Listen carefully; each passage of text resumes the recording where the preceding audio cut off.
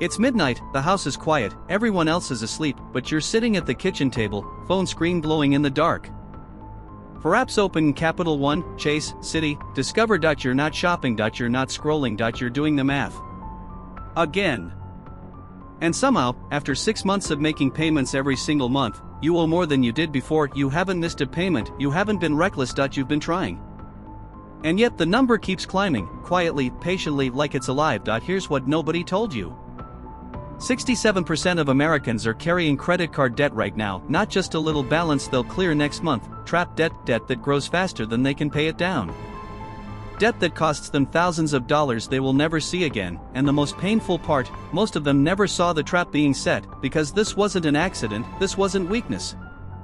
This wasn't poor discipline or bad math, the trap was built carefully, deliberately, by some of the smartest financial engineers on the planet. And it was built specifically for people like you, responsible people, working people, people who actually care about doing the right thing with money. By the end of this video, you're going to understand exactly how the trap works, why it was designed to catch the most conscientious people first, and the specific steps, in the right order, to walk out of it. Not someday, starting this week, but first, meet Marcus. And Marcus is 29. He's a teacher in Columbus, Ohio. He's not irresponsible. He doesn't blow money on luxury. He got his first credit card at 22 because everyone told him the same thing they probably told you: you need to build your credit score. So he used it carefully, paid it off most months, felt good about it. By 27, Marcus had $8,400 in credit card debt, and he genuinely could not explain how it happened. And that right there, that confusion, that slow creep, that feeling of doing everything right and still falling behind, is the first sign that you are not dealing with a spending problem, you are dealing with a system. Let's talk about the machine, because when you sign up for a credit card, you think you're getting a tool. A convenient little piece of plastic that helps you manage cash flow, earn a few points, maybe get some cash back on groceries. That's what the commercials show you: smiling families, airport lounges, or free flights, the feeling of being smart with your money. What they don't show you is the room full of behavioral psychologists, data scientists, and neuroscientists, people who spent years figuring out exactly how to make you swipe more, pay less, and stay in debt longer. The 0% intro APR offer, that's not generosity. That's a runway. They know that by the time the rate jumps, and it will jump to 24%, 27%, sometimes 29.99%, you'll have a balance you can't clear. And now there's the rewards points. Those are not savings. Research shows that people spend 12 to 18% more when paying with a card that offers rewards. The cash back you're earning back is a fraction of what the interest is quietly taking. You feel like you're winning, the numbers say otherwise, and here's where the data hits different. According to the Federal Reserve's most recent Consumer Credit Report, the average American household is carrying $6,501 in credit card debt. The average APR right now, in 2025, is sitting at 21.59%. That is the highest it has been in over 40 years, and yet credit card applications are at an all-time high, because the trap doesn't look like a trap, it looks like opportunity. Now let me introduce you to Devin. Devin sits 2 desks away from you at work. Devin always looks like he's got it together: nice car in the parking lot, weekend trips he casually mentions on Monday morning, dinner at places you've looked up and quietly decided you couldn't afford. Devin never seems stressed about money. Devin seems free. Devin has $14,000 in credit card debt. Devin is not free, Devin is performing. And here's the part that stings. You've probably done it too: the dinner you said yes to because you didn't want to be the one who couldn't make it.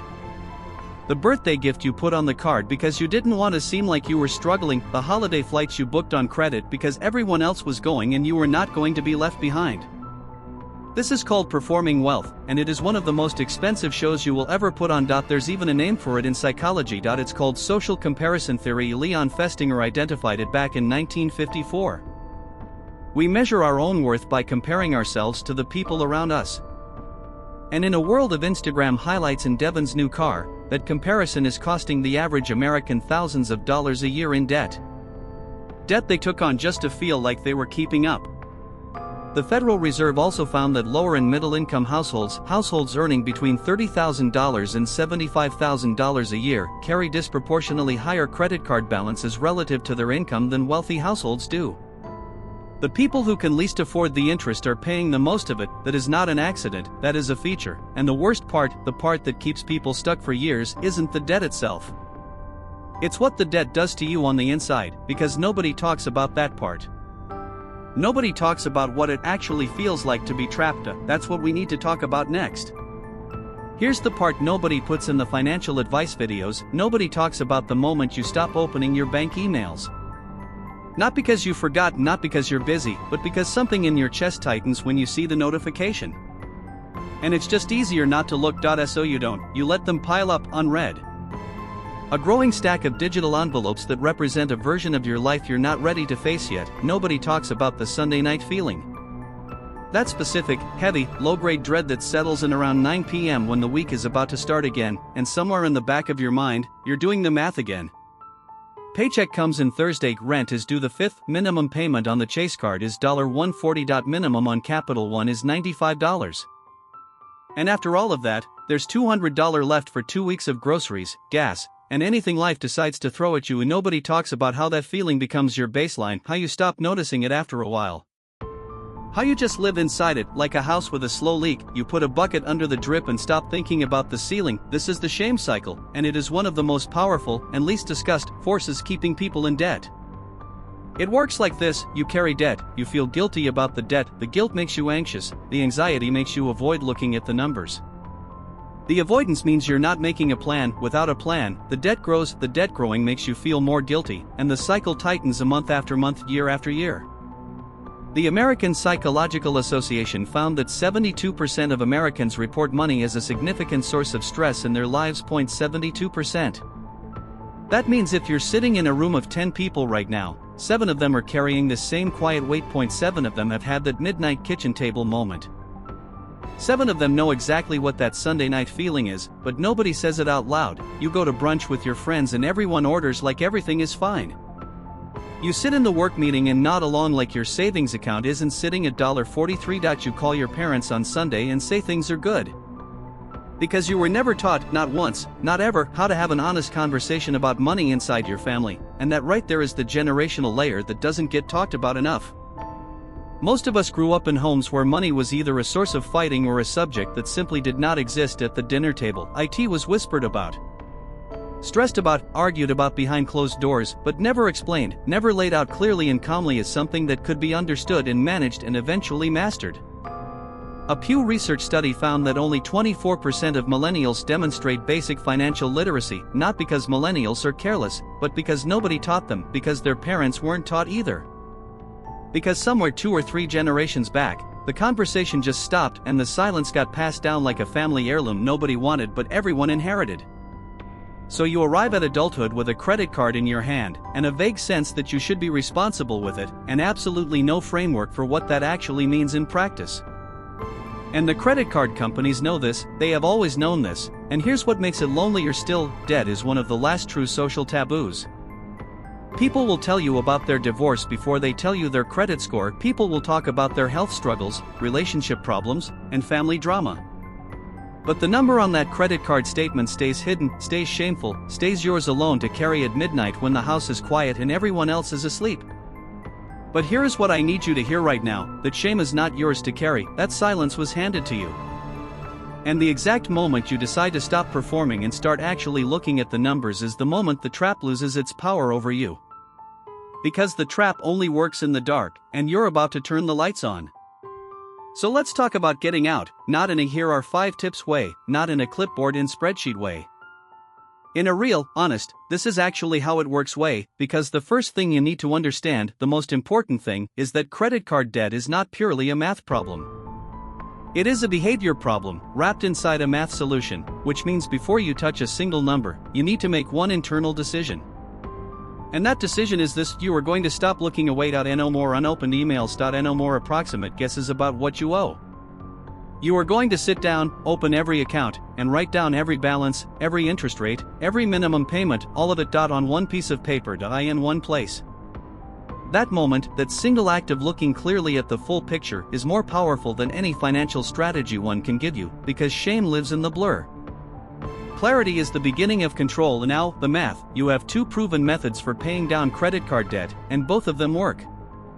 The question is, which one works for you? The first is the avalanche method: you list all your debts from highest interest rate to lowest, you pay minimums on everything. And every extra dollar you can find goes toward the highest interest debt first. This is the mathematically optimal approach. IT saves you the most money over time. If you are someone who is motivated by logic and efficiency, this is your method. The second is the snowball method. You list your debts from smallest balance to largest. You attack the smallest one first regardless of interest rate. When you clear it, you roll that payment into the next one. Dave Ramsey made this famous.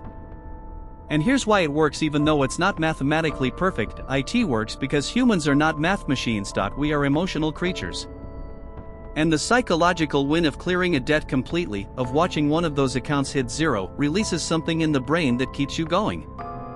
Research from Harvard Business Review confirms that the sense of progress, not the size of the progress, is what sustains long-term behavior change. So pick the method that matches how your brain works, and then start. Now here's the phone call almost nobody makes. Call your credit card company right now, today. Ask to speak to the retention department, not customer service, the retention department, and when they answer, you say this. I've been a customer for X years. I always make my payments, but my interest rate is making it very difficult for me to make progress on my balance. I'd like to request a lower APR. That's it. That's the whole script. Studies show that nearly 70% of cardholders who call and ask for a lower rate receive one. The average reduction is between 3 and 6 percentage points. On a $6,500 balance, that is hundreds of dollars a year back in your pocket. One phone call. 10 minutes. Most people never make it because they don't know they can. Now you do. Next, the 48-hour rule. Before any non-essential purchase over $50 goes on a credit card, you wait 48 hours, you close the tab, you put the item down, you walk away. Research from the Journal of Consumer Psychology shows that the emotional urgency driving most impulse purchases fades significantly within 24 to 48 hours. If you still want it after 2 days, and it fits your budget, you make the decision consciously. Not emotionally, not reactively. That one habit alone has been shown to reduce discretionary spending by up to 30% in the first month. And now, the math that should make you feel something. If you have $6,500 in credit card debt at 22% APR and you only make minimum payments, you will be paying that debt for over 17 years. You will pay more than $6,300 in interest alone. The credit card company will make more money from your debt than the original amount you borrowed. But if you find $300 a month, just $300, and attack that debt with the avalanche method, you are debt-free in 26 months, you save $3,800 in interest. And after those 26 months, that $300 doesn't disappear. It becomes yours. Now here's the number that should genuinely stop you for a moment. If after clearing that debt, you take that same $300 a month and put it into a low-cost index fund, a simple S&P 500 fund, and you leave it alone for 10 years, at the market's historical average return of around 10% annually, you are looking at over $61,000. From $300 a month, money that was previously disappearing into interest payments you never saw again. That is the other side of the trap. That is what freedom actually looks like in numbers. And all of it starts with that midnight kitchen table moment, except this time it's different. Same table, same quiet house, same glowing phone screen. But this time you're not doing the math in a panic. You're doing it with a plan. You know what you owe, you know your method. You've made the phone call. You've set the rule.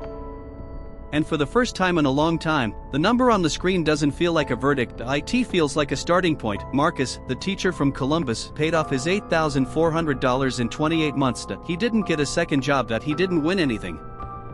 He made the decision to stop looking away and start looking clearly. He called his credit card company. He picked the avalanche method. He used the 48-hour rule on everything. And 28 months later, he sat at his own kitchen table at midnight, not in dread, but in something that felt a lot like quiet, earned, real peace. That is available to you, not someday, not when things calm down, not when you earn more or the timing is better or life stops being complicated. Now, with what you have. From exactly where you are. The trap was built without your knowledge, but the exit you build yourself. If this video helped you see something you hadn't seen before, hit that like button. It genuinely helps more people find this channel who need to hear this. Subscribe to Money Bobby if you want to keep building real financial clarity. No fluff. No toxic positivity. Just honest conversations about money and how to actually get ahead, and drop the word free in the comments right now, and I'll send you the exact debt payoff tracker we use. It maps your avalanche or snowball plan month by month so you can see your own finish line, and as always, this video is for educational purposes only.